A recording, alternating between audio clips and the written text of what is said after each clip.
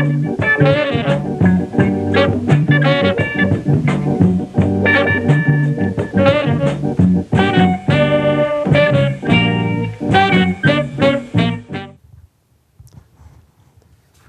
ይስጥልን ክቡራን ተመልካቾቻችን በዛሬው በዚህ ትኩረት ፕሮግራም ይዘንላችሁ የቀረብነው ጋዜጠኛ በፍቃዱ ሞረዳ ነው። ጋዜጠኛ በፍቃዱ ሞረዳ መሽረፈት የሚል መጽሐፍ ለንባብ አብቅቷል።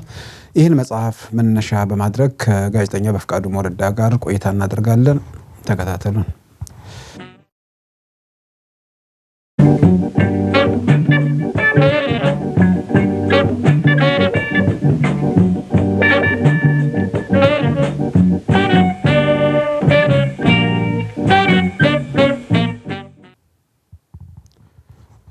አመሰግናለሁ በፍቃዱ። መሽረፈት የሚል መጽሐፍ ለንባብ አብቅታል። እንደውስቲ ስለ ይዘቱ ወደ ዝርዝር ነገር ከመሄዳችን በፊት ከአርስቱ ጀምር መሽረፈት የሚለው መጽሐፍ ይዘቱን አጠቃላይ እንደው በምን ጉዳይ ላይ እንደሚያተኩር አርስቱስ ምን ማለት እንደሆነ ከዛ እስቲ ጀምር። አመሰግናለሁ ሲሳይ። አንድ ነው በቅርብ ጊዜ የመጽሐፉን ያነበበና አንድ ለኔ ቅርብ ለሆነ ሰው ደውሎ እዚሁ ሀገር ማለት ነው መጽሐፉን አይቼዋለሁ የትግሬ ስም ሰጥተውታል አለ። መሽረፊት የሚለውን ላነሳ ፈልጌ ነውና መሽረፊት በሀገራችን ውስጥ ከሚነገሩት ቋንቋዎች ውስጥ አንዱ የመጣ ከትግርኛ ነው ቃሉ የመጣው። በትግርኛ ማራገቢያ ማለት ነው። እሳት ከሰል የምናራግብበት ማለት ነው ባጭሩ ትርጉሙ። መጽሐፉ አሁን ያሳተምኩት መጽሐፍ አሁን 1 አመት ሊሆነው ይሆናል። አሁን ከታተመ ባለፈው አመት አይደለም ወደ 7-8 ወር አካባቢ ይሆነዋል። ይሄ መጽሐፍ የአጫጭር ልቦለዶችና የወጎች መድብል ነው። በዚህ ወግ ውስጥ 7 ያህል ታሪኮች አሉ። የተለያየ መቼት ያላቸው በተለያየ ቦታ የተጻፉ በተለያየ ጊዜ የተጻፉ የተለያዩ አብይ ጉዳዮችን አንስተው የሚያወሱ 7 ያህል አጫጭር ልቦለዶችና ወጎች የተካተቱበት ነው። አጫጭር ልቦለድ ምንድነው፣ ወግ ምንድነው የሚለው ነገር ውስጥ ቴክኒካዊ የሆኑ ጉዳዮች ውስጥ አንገባም። እዛ ውስጥ ከ7ቱ ውስጥ አንዱ ሁሴን ብጥሬ የሚለው አለ። እሱ መቼቱ ወሎ በተለይም ሰሜን ወሎ አሁን ተብሎ በሚጠራው አካባቢ ውስጥ የተሰራ ታሪክ ላይ ያተኩራል። በተለይ ከጦርነቱ ጋር በነበረ ጊዜ በወያኔ መንግስትና በፊት በነበረው መንግስት መካከል የነበረውን ውጊያ ውስጥ የነበረ ትዕይንትን ውስጥ የህብረተሰቡንም ተሳትፎ የሚያሳይ ነው። ሌላው የኤልያስ ህምምታ የሚል አለ። እሱ አዲስ አበባ ውስጥ የተሰራ ታሪክ ነው። የተስፋ እስረኛ የሚል አንድ ሌላ አለበት። እሱም አዲስ አበባ ውስጥ። መሽረፊት አዲስ አበባ ከረን ኤርትራ ውስጥ የተሰራ ታሪክ ነው።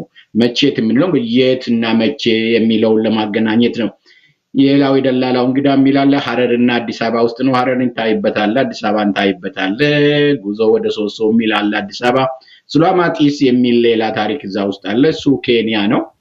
እንግዲህ ባጭሩ በቅርቡ ያሳተምኩት መጽሐፍ የመጽሐፍ ሁለተኛ መጽሐፌ ነው። በፊት ሌላ የግጥም መድብል ነበረኝ። ይሄ መጽሐፍ የአጭር ልብ ወለድ መድብል ነው። ሌላ ነው የምችለው። ቀደም ሲል ያው ከ20 ዓመት በፊት ይመስለኛል የትውልድ መዝሙር አገር ቤት ነበርክበት ወቅት የግጥም መድብል ማውጣትን አስታውሳለሁ።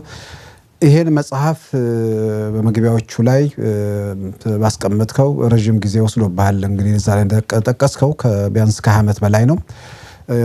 ኢትዮጵያም ኬንያም እንደገናም አሜሪካም ድረስ ረጅም ጊዜ ወሰደ ነውና ለምን ረጅም ጊዜ ወሰደ? ምናልባት መጨረሻ ላይ አሜሪካ ከገባ በኋላ ሂውስተን ከተማ ውስጥ ከተነሳ ከዚህ ከአውሎ ነፋስ ጋር በተያያዘ የደረሰውን ነገር እዛ ላይ ገልጿል። እሱንም ጨምረህ ታብራራው ትችላለህና ለምን 20 ዓመት ፈጅ?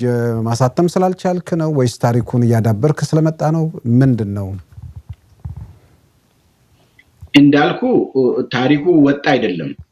የተለያዩ አጫጭር ልብ ወለዶች ናቸው። እነዚህ ደግሞ በጊዜ የተመጠኑ ናቸው። ቅድም መቼት ስንል ያነሳ ናቸው። እና በእድሜ ይለያያሉ እነዚህ ታሪኮች። አንዱ በሌላ ዓመት ውስጥ በሌላ ሁኔታ ውስጥ የተጻፈ ነው፣ ሌላውም እንደዛው። ስለዚህ እነዚህ ስራዎች በእድሜ ቅደም ተከተላቸው የቆዩና የተጠራቀሙ ናቸው። ከዛ ጋር ሲለካ ወደ 20 ዓመት ድረስ የሄደ እድሜ ያለው ታሪክ አለ። ወደዚህ መጥቶ ደግሞ የቅርብ ታሪክ አለ። ያም ብቻ አይደለም። እንግዲህ እዚህ ሀገር ስመጣ እዛ መጽሐፉ መግቢያ ላይ የጠቀስኩት ነገር አለ። የተወሰኑ ታሪኮችን በጥሬያቸው ይዣቸው ነው የመጣሁት። የተወሰኑት ደግሞ አሁንም እዛ ላይ እንደጠቀስኩት ቀደም ሲል በጦቢያ መጽሔት ላይ አሌፍ መጽሔት ላይ የወጣ ታሪክ አለ። አሁን ሁሴን ብትሬ አሁን ባለበት መልኩ ሳይሆን አሌፍ መጽሔት ላይ ወጥቷል። ከዛ ዳብሯል።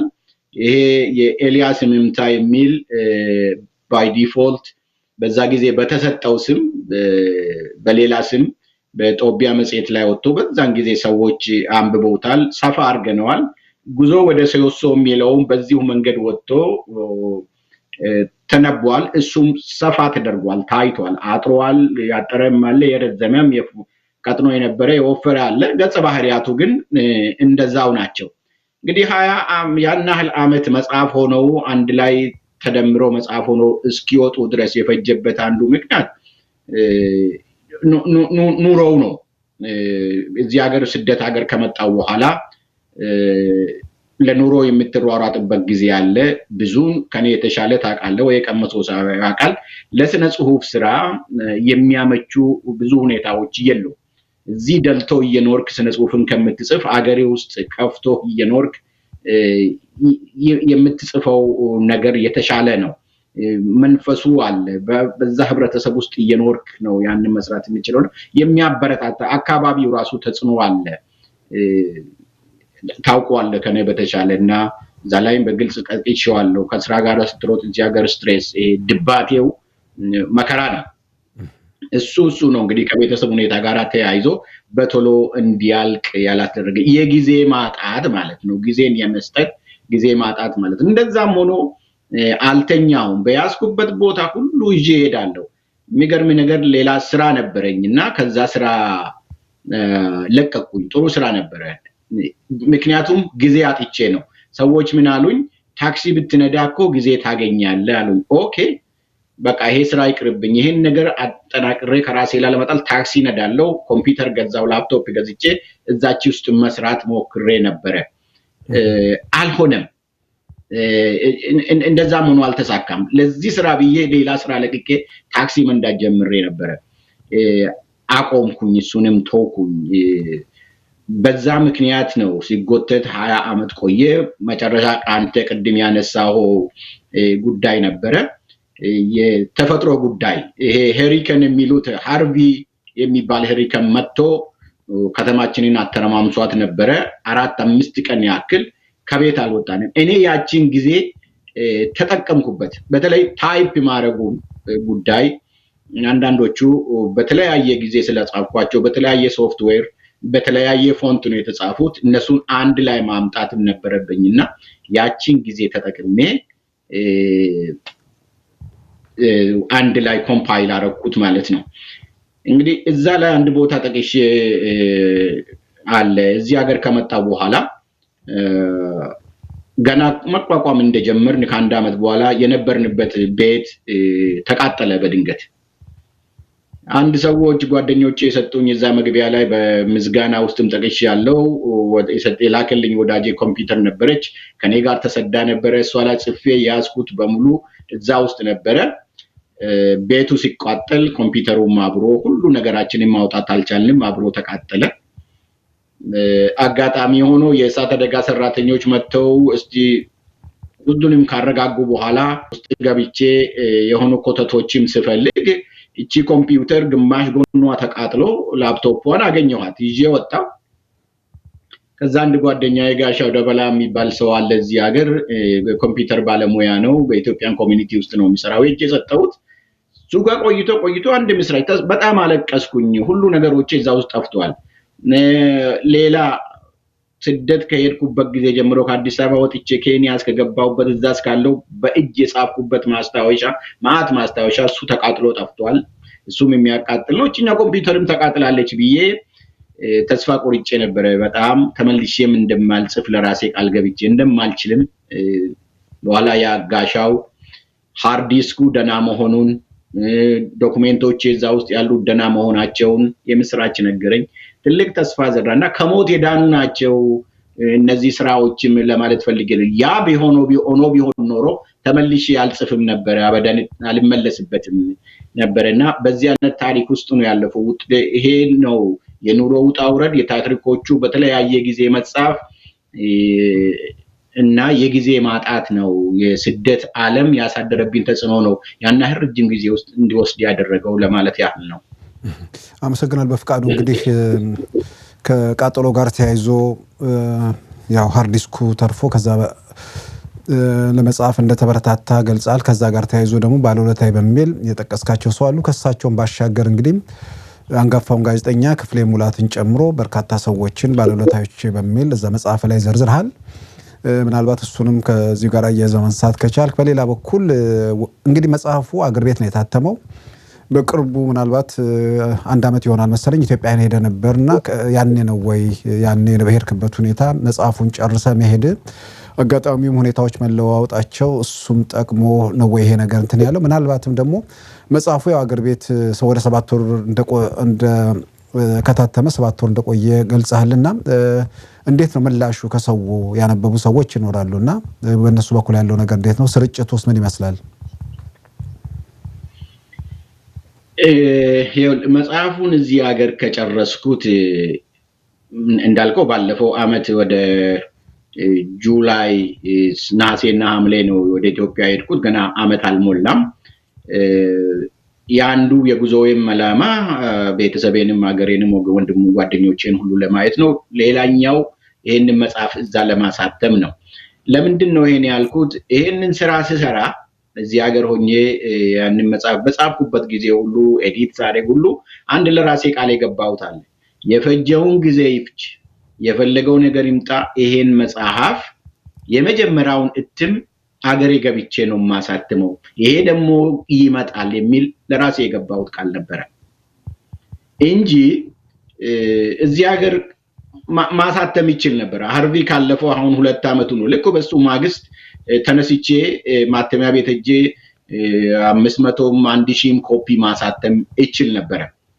አልፈለኩም ለራሴ የገባሁት ቃል ነበር እንዳልኩ አገሬ ገብቼ የመጀመሪያውን ኮፒ አሳተማለሁ እኔ እንኳን ባልመቸኝ ሌሎች ልጆቼ ወዳጅ ዘመዶቼ ያደርጉታል የሚል ቃል ስለገባው አጋጣሚው ተፈጠረ አጋጣሚውን ለመፍጠር ዋጋ ለከፈሉ ህይወታቸውን ለከፈሉ ወገኖቻችን ሁሉ ምስጋና አቀርባለሁ በዛ ምክንያት ወደ ሀገር ቤት ወሰንና ይሄንን መጽሐፍ ለማሳተም ተቻለ ሀገር ቤት ውስጥ እንዴት ነው ስርጭቱ እንዴት እየሄደ ነው የሚለው ነገር ከመናገሬ በፊት ቅድም ያነሳኋቸው አሁን እዛ ቅድም በታሪኩ ውስጥ ከተጠቀሱት 7 ታሪኮች በተጨማሪ ትልቅ ቦታ ተሰጥቶት የተጻፈ ለባለውለታዎቼ የሚል ነገር አለበት እዛ ውስጥ የተወሰኑ ሰዎችን ጠቅሻለሁ በህይወቴ ውስጥ እዛ ውስጥ በመግቢያ ውስጥ እንደተጠቀስኩት በዛ ባለውለታዎቼ ውስጥ እንደተጠቀስኩት እኔም አንተም ማናችንም ብንሆን በህይወታችን ውስጥ ላለን ስኬት ከህይወት ከውልደት እስከ ሞት ላለን ስኬት የግላችን ጥረት የብቻችን ጥረት ዕውቀታችንም ይሁን ጉልበታችን ሀብታችን ብቻውን በቂ አይደለም ወደንም ጠላንም የሌሎች ሰዎች ድጋፍ ያስፈልጋል እኛ ሳናውቀው የዛ ውጤት ነን እኛ የሰዎች ውጤት ነን ግራቀኛችንን ኋላፊታችንን እያንዳንዳችን በሌላ ሰው ህይወት ተደግፈን ነው ህይወታችን የሌሎች ሰው ድጋፍ አስተዋጽኦ አለበት እኔም እንደዛ ነኝ እና በተለያየ ዘርፍ በህይወቴ ውስጥ በመከራዬ ጊዜ በችግሬ ጊዜ አብረውኝ የቆሙና የረዱኝን ሰዎች ማመስገንም ያስፈልገኛል መቼ ነው ማመሰግነው እነሱ ሲሞቱ ነው እንደዚህ ሆኖ ነበር ብዬ ማመሰግነው ግን ባለኝ እድል በዚህች መጽሐፍ ላይ የተወሰኑ ሰዎችን ማመስገን አለብኝ ብዬ አልኩት አንዱ እንዳልከው ወንድማችን ክፍሌ ሙላትን አንዳንዱ ሰው አርጌ ተቀጭዋለሁ ክፍሌ ሙላት በተለይ በዛ ታስታውሳለህ ሲሳይ ኢነጋማ ውስጥ በነበርንበት ጊዜ ሊቀመንበር ነበር እሱ ብዙ ፈተናዎች ነበሩ በተለይ በህይወቴ ውስጥ የማረሳው ከአዲስ አበባ ተይዤ ወደ ቤንሻንጉል ክልል በሄድኩበት ጊዜ ማንም የማውቀው ነገር የለም። ታፍኜ ነው የሄድኩት። 2 ፖሊሶች እና አንድ ሌላ ጠበቃ ይሁን ሰው ብቻ ናቸው ይዘውኝ የሄዱት። የፈለጉ መንገድ ላይ ሊያደርጉኝ ይችላሉና እዛ ወጥቶ ሊጠይቀኝ የሚችል ደግሞ ቤተሰብም የለኝም። እኔ ከእህቴ ጋር ብቻ ነው የምኖረው። ሌሎቹ ገጠር ነው ያሉት። 2 ሰዎችን ሁለት አረሳ እዛ ላይ አልጻፍኩም። አንዱ ክፍሌ ሙላት ነው። ሌላው ክፍለ ገብርኤል ወልደ ትንሳኤ የሚባል ወንድማችን ያኔ ጦማር ጋዜጣ ላይ ይረዳኝ የነበረ ወንድሜ ነው። እሱ ነው ተከትሎኝ ቤንሻንጉል ድረስ መጣ። ሁለተኛ ሰው ክፍሌ ሙላት ነው። ከዛ ውጪ ክፍሌ ሙላት በስነ ጽሁፍ ህይወቴ ውስጥ ትልቅ ሚና ነበረውና ያኔ አዲስ መንግስት ሲመጣ ስራ አልነበረኝም። ተባረን መንገድ ላይ እንጓዋለላለሁ። እንዳልኩ ቤተሰብ እንደኝ ምን አዲስ አበባ ቤተሰቦች ሉባቦር በግብርና ላይ ያሉ ናቸው ደግሞ ዘመዶቼ። እነሱ ጋር መሄድ አልቻልኩም። ስለዚህ መጽሐፍ ጀመርኩኝ። እኔ የሬዲዮ ጋዜጠኝነትን በፊት ምሰራ ነበር። እንግዲህ ጽሁፍ ጀመርኩኝ። ልቦለዶችን መጽሐፍ አሁን እዚሁ መጽሐፍ ውስጥ የተካተቱትን የተወሰኑ ልቦለዶችን እጽፍ ነበር። ክፍሌ ደግሞ ያኔ አዲስ ዘመን ጋዜጣ ላይ ይሰራ ነበር። አድማስ አምድ ላይ እሱ ጋር ሄዳለሁ፣ ይመክረኛል። የመጀመሪያ ጊዜ አንድ ልቦለድ መጽሐፍ ይዤ እሱ ጋር ሄጄ አይቶ እስቲ ሂድና ጦቢያ ጋር ስጣቸው አለኝ። ያኔ ጦቢያ ጉለሌ ነበረ ጽህፈት ቤታቸው። ከ4 ኪሎ ተነስቼ በግሬ እዛ ድረስ ሄጄ ሰጠው። ታተመ። ሲታተም ምንም ገንዘብ አልነበረኝም። በሰው ቤት ተጠልዬ ነው የምኖረውና ታተመና የመጀመሪያ ጊዜ 500 ብር ከፈሉኝ። ከዛ በኋላ ራሴን ጠየቁ። አንተ ሰውዬ ገንዘብ ሊያወጣ የሚችል ኃይል ጭንቅላት ውስጥ አለ ብዬ ራሴን አሳመንኩ። ያኔ ክፍሌ ባይገፋፋኝ ኖሮ ክፍሌ ሙላት ያ ብቻ አይደለም። ያኔ ቸግሮን በነበረ ጊዜ ከቦታ ቦታ የምንቀሳቀስበትን የታክሲ የአውቶቡስ ሳንቲም ምግብ የሚበላበትን ሁሉ ይረዳኝ የነበረ ሰውና ይሄ ሰው በህይወቴ ውስጥ ትልቅ ቦታ ካላቸው ሰዎች ውስጥ አንዱ ነው። እና እዚህ ማመስገን የማይገባኝ የማልችል ከሆነ መቼ ነው የሚለው ነገር እሱ ትንሽ የሆነች ነገር ያስተዋጽኦአቸውን ያህል አይደለም። እነዛ ሰዎች እዛ ውስጥ ያሉትን ሰዎች የጠቀስኩትና ትንሽ ያክል ነገር ስለነሱ መናገር የቻልኩት እና ይሄንን በዚሁ ነው ማልፈውና መጽሐፉ አገር ቤት ውስጥ እንዳልኩ ባለፈው እንደሄድኩ የተወሰኑ ማስተካከያዎችን አደረግን። በተለይ የፎንት ችግርም ስለነበረበት እኔ ነኝ የጻፍኩት። ትንሽ ባለሙያ ሊነካው ይገባ ነበር።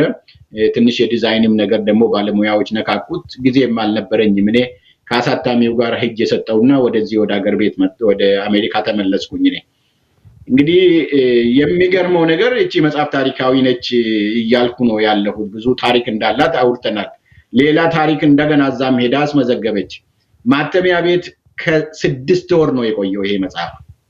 ብዙ ኮፒ ያለው አይደለም፣ ብዙ ገጽም የለውም፣ ብዙ ኮፒም የለውም። ምንድነው ምክንያቱ ብዬ አሳታሚውን ስጠይቅ አይ ማተሚያ ቤቱ የተለየ ስራ ሌሎች ስራዎችን ስለተቀበለ እነሱን እየጨረሳቸው ነው፣ እነሱን ነው የሚሰሯቸው፣ ለነሱ ቅድሚያ ይሰጣሉ የሚል ነገር እሰማ ነበረ። ሌሎች የወከልኳቸው ሰዎች ደግሞ ስለነበሩ ፍርሃትም እንዳለ ይነግረኝ ነበር። እንዳውም አንድ በህግ የወከልኩት ጓደኛዬ ስሙን መጥቀስ አልፈልግም ራሱን አገለለ። እውነቱን ነው።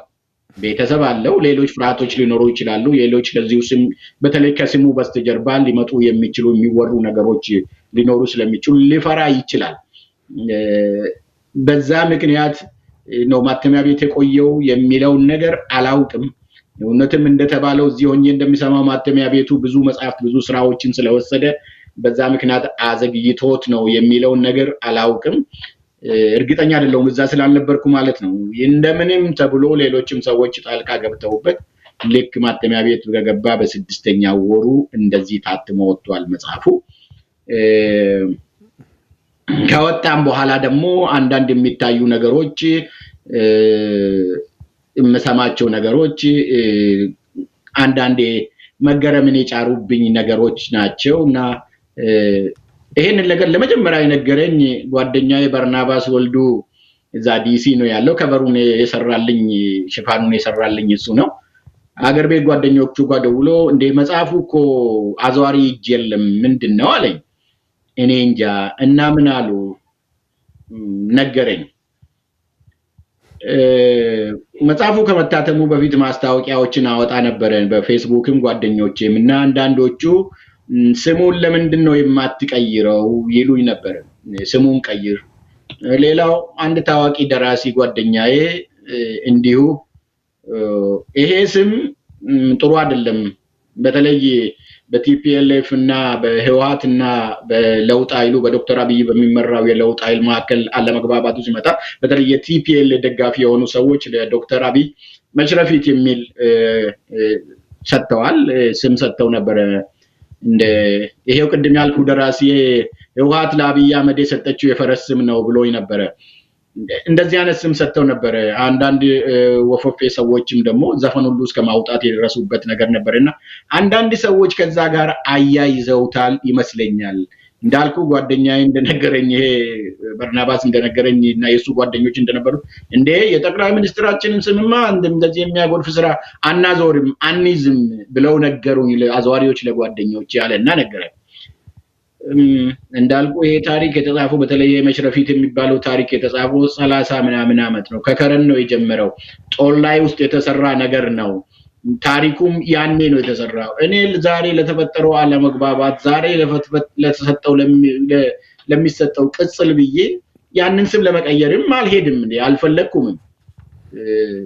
ደራሲ ተስፋዬ ገብረአብ ስለዚህ ጉዳይ ስናወራ ምን አለኝ፣ አይመለከተውም እኮ አብይን ብዬ ስለው አብይን የማይመለከት ከሆነ እንዳውን ስሙን ብትቀይረው ጥሩ ነው አለኝ። ለገበያ አይመችም ለማለት ነው። ቅን የሆነ አስተያየት ነው። ከዚህ ጋር የተያዘ ችግር ያለበት ይመስለኛል እና ስለዚህ መጽሐፉ አሁን ያለው በአዘዋሪው እጅ የለም፣ በጃፋር መጽሐፍት መደብር ብቻ ነው ያለው። ጃፋር ነው መጽሐፉን ያሳተመው። ኃላፊነቱን ወስዶ በጣም ጥሩ ሰው ነው። በዚህ አጋጣሚ ላመሰግነው የምወደው ሰው ነው። በሁሉም መንገድ በጣም መልካም ሰው ነው እና እስካሁን ያለው መጽሐፉ ጃፋር መጽሐፍት መደብር ነው ያለው። አንዳንድ ሰዎች ጓደኞቼ እዛ ሄደው የሚያውቁ ሰዎች ከዛ ነው የሚወስዱት። አዘዋሪው እጅ አልገባም። የኔ ሐሳብ ይሄ ነው። ወይ ደግሞ የማይነበብ ነገር ሰው የማይፈልገው ረብ የሌለው ነገር ጽፌ ይሆናል። ከዚህ አንፃርም ልታይ አዘዋሪው ገንዘብ ላይ ያወጣለት ሰው የማይፈልገው ጥሩ ነገር ካልጻፍኩ ለምን ይይዛል የሚልም ግምት አለ። እዚህ ደረጃ ላይ ነው ያለው ሲሳይ። እኔ ምናልባት ከዚህ ካፈና ውስጥ ስለወጣን ይሄ የተወሰኑ ስጋቶች ከሰው አእምሮ ውስጥ አይወጣም። የሆነ አካል በራሱ እብደት ውስጥ የሆነ ስም ሊያወጣ ይችላል። ያ ስም የግለሰቦቹ የራሳቸው ወይ አውጪዎቹ ከዛ ባሻገር ሊሄድ የሚችልበት ነገር የለምና በተለይ በመጽሐፍ አይደለም ኤሌክትሮኒክስ ሚዲያ ላይ መዓት ነገር በሚባልበት ሀገር ውስጥ የሆነ ነገር አርዕስት ተሰጠ ብሎ እኔ በመንግስት በኩል ምንም ይመጣል ብዬ አላስብም። ምክንያቱም የሚያስመጣም ነገር የለም። አንደኛ በይዘት ደረጃ የማይገናኝ ነው። በይዘት እንኳን ቢገናኝ ያንን ነገር አስተያየት ከሆነ አስተያየት በአስተያየት ነው የሚታለፈው። በህግ የሚያስጠይቅ ከሆነ ሌላ ታሪክ ነው። ግን ይሄ ከዛ ጋር የሚገናኝ እንዳልሆነ ነው እንግዲህ በደንብ የተረዳ ነው። እኔ ግን ሰው ውስጥ ፍርሃት መቼም በእርግጥ ካፈና ውስጥ ስለመጣን ካፈና የመጣ ማህበረሰብ ውስጥ የተወሰነ ጊዜ ወዲያው ስጋት ላይለቅ ይችላል። ከዛ ጋር ልናያይዞ እንችላለንና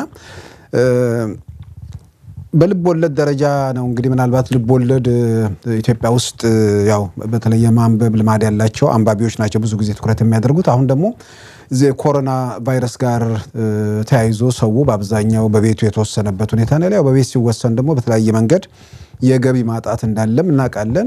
ግን ደግሞ በአንጻራዊ መልኩ ገቢያቸውን ይዘው ቤታቸው ያረፉ ሰዎች አሉ። ይሄ ስላለ መጽሐፍ የሚነበብበት ጊዜ ነው እየተባለ ነውና አንተ ደግሞ በተለይ በአዘዋሪዎች በኩል መጽሐፉ መሄድ አለመቻሉ ነው የተናገርከው። ግን እስካሁን ባለው ሁኔታ እንደው ከሰዎች አካባቢ ያው በልብ ወለድ መልክ የቀረቡ ነገሮች ናቸውና ፊድባክ ወይ ደግሞ የሰው ምላሽ ምን ይመስላል?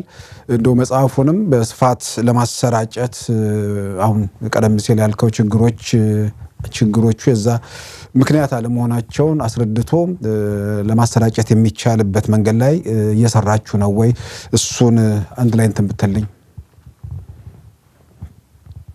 ጥሩ ነው። እኔ እንዳልከው በዚህ መጽሐፍ ስርጭት ላይ ወይም ህትመት ላይ የመንግስት ወይም የሌላ ኃይል እጅ አለበት ብዬ አላምንም።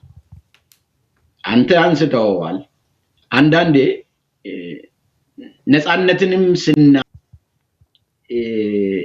አጠቃቀም ላይ ያለ በእጃችን ያለውን ነፃነት እንፈራለን መጠቀም፣ አንዳንዴ እንሰጋለን። እንዳልከው የነበርንበት ህይወት የነበርንበት ሁኔታ ያስፈራናል፣ ቶሎ አይወጣም ከውስጣችን እና አንዳንዴ ነፃነትንም ስታገኝ አጠቃቀሙ ላይ ፍርሃት ይኖርንና ባክኖ ይቀራል፣ የተለፋበትም ዋጋ ያጣል።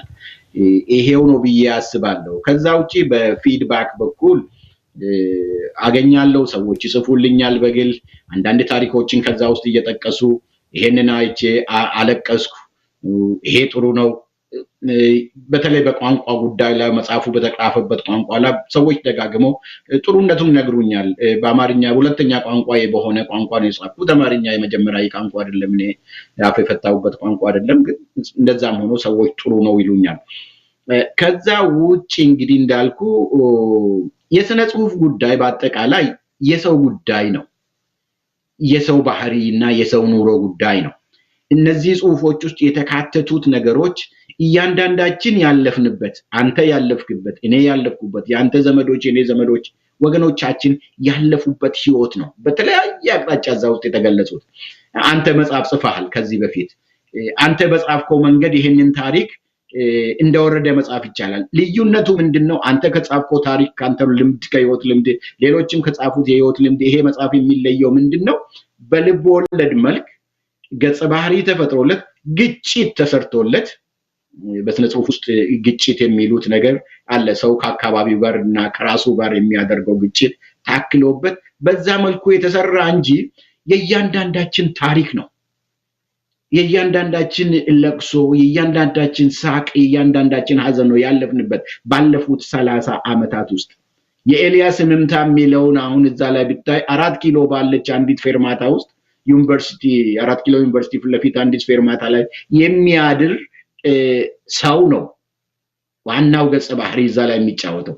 የዛን ህይወት እሱ የሚናገራቸው ስለ ከርቸሌ ህይወት፣ ስለ 4 ኪሎ የፖለቲካ ሰዎች ትርምስ፣ እነዚህን ነገሮች ሁሉ እዛ ውስጥ ታያለ። ያለፍንበት ህይወት ነው። የተስፋ እስረኛ አንድ ምስኪን ሚስቱ የሞተችበት 2 ህፃናት ልጆቹን የሚያሳድግ ሰው፣ በተላላኪ ሆኖ የሚያሳድግ ሰው ልጆቹን ለማሳደግ ኑሮውን ለመምራት እንዴት እንደሚለፋ ከስሜቱ ጋር፣ ከግል ስሜቱ ጋር፣ ከተፈጥሯዊ ስሜቱ ጋር እንዴት እንደሚታገል የሚያሳይ የኑሮ ውድነትን ያሳያል። ሊስትሮ ጋር ጫማ ሊያስጠርግ ሄዶ እሱ የለመደው ገና የ10 ሳንቲም የነበረበት ጊዜ ነው። በወርና በ15 ቀን ኑሮ ተወልጦ 10 ሳንቲም ለሊስትሮ ሲሰጠው 50 ሳንቲም ገብቷል ገንዘቡ ይለዋል።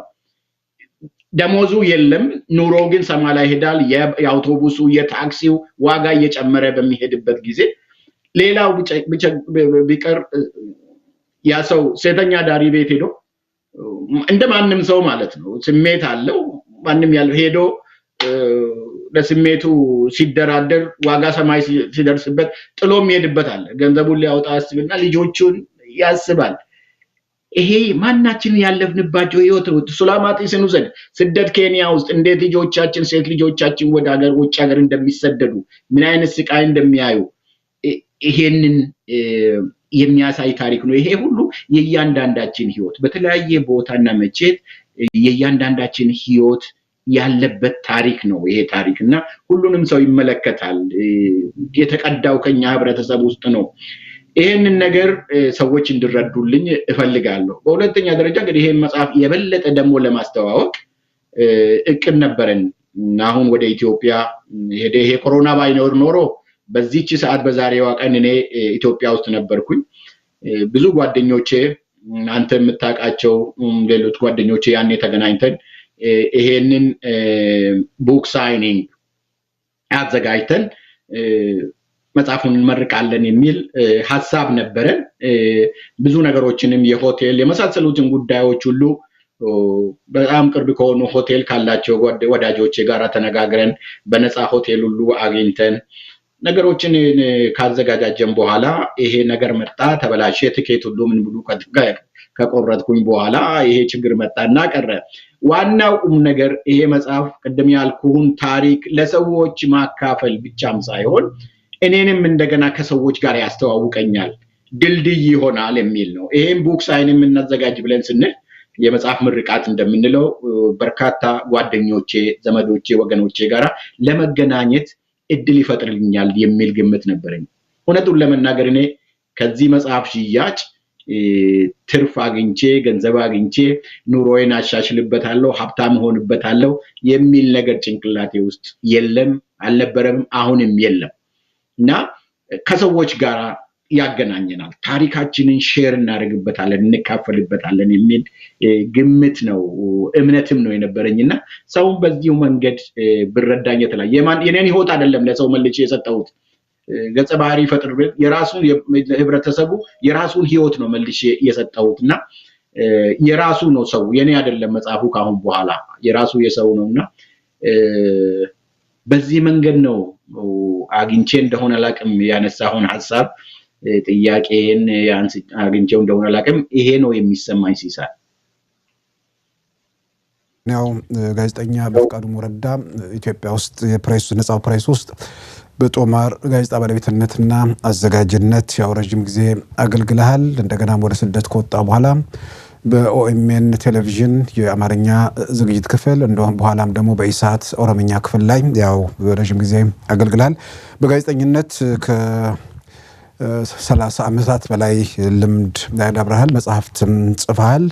ስለዚህ በወደፊትም ተጨማሪ መጽሐፍት እንጠብቃለን። ምናልባት ሌላም ጊዜ እንደዚሁ እንገናኛለን። በማጠቃለያ የምታነሳው ነገር ካለ እድሉን ልስጥህ። አመሰግናለሁ ሲሳይ። እንግዲህ እንዳልከው ብዙ ውጣ ውረዶችን አብረንም ያሳልፈናል፣ ለየብቻችንም ያሳልፈናል በዚህ በጋዜጠኝነቱ ሙያ። በተቻለኝ መጠን አሁንም በጋዜጠኝነቱ ሙያ መቀጠል እፈልጋለሁ።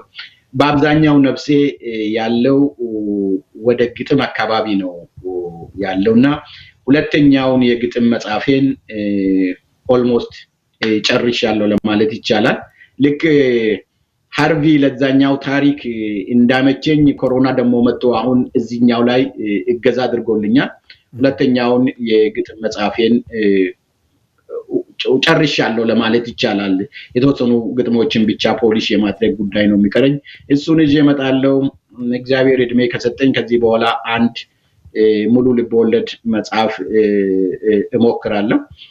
እነዛው ራሳቸው እነዛ ቅድም ያሉ ታሪኮች ሰፊ ልቦለድ ሊሆኑ ትልቅ መጽሐፍ ኖብል ሊሆኑ የሚችሉ ናቸው። ግን አንድ ልቦለድ እና ሌላ አንድ ባዮግራፊ ወር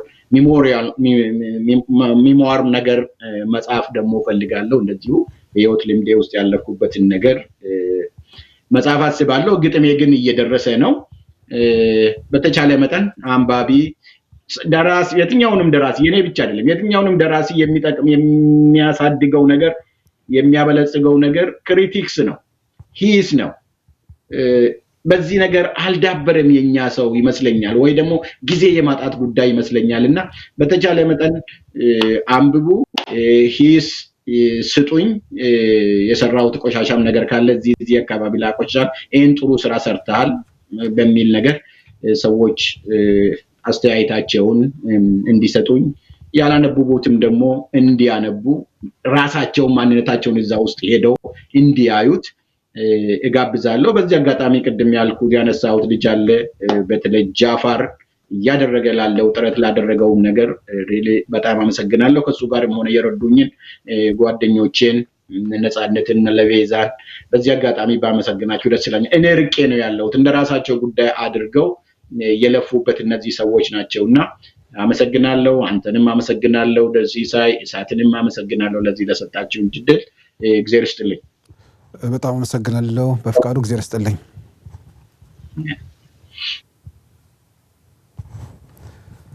ክቡራን ተመልካቾቻችን ከጋዜጠኛ በፍቃዱ ሞረዳ ጋር በቅርቡ ለንባብ ያበቃውን መሽረፈት የተባለውን መጽሐፍ መነሻ ማድረግ ያደረግነውን አጭር ውይይት በዚሁ ያጠናቀናል።